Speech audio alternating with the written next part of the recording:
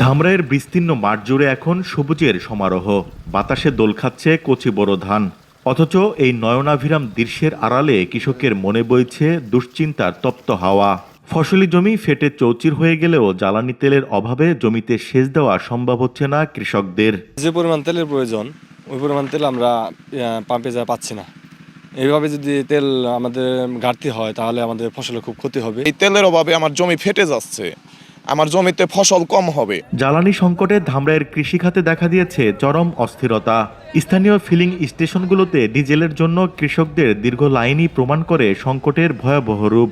চলতি সেচ মৌসুমে পর্যাপ্ত জ্বালানি না পাওয়ায় এখন দিশেহারা হয়ে পড়েছেন কৃষকরা। পাম্পে আহি তেলের নিগে আমার সিরিয়াল আসার আগে পাম্পে তেল থাকে না।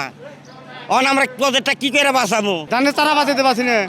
আমরা পাবলিক মারবার আহে পান দিয়ে না। এই খাতের জমিগুলো ফেটে যাচ্ছে।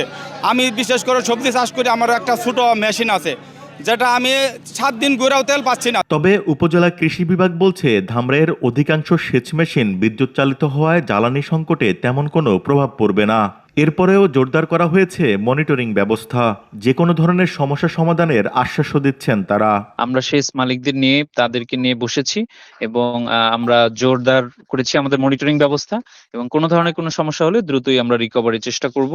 আশা করছি আমাদের অধিকাংশ সেচ মেশিনগুলো বিদ্যুৎ চালিত হওয়াতে কোনো ধরনের প্রভাব পড়ছে না এবং পড়বে না। চলতি মৌসুমে ধামরাইয়ে 16,998 হেক্টর জমিতে বোরো ধানের আবাদ করা হয়েছে। এই বিপুল পরিমাণ জমির উৎপাদন নিশ্চিত করতে দ্রুত জ্বালানি সরবরাহ স্বাভাবিক করার দাবি প্রান্তিক চাষিদের। দেওয়ান ইমন, দেশ টিভি, সাভার।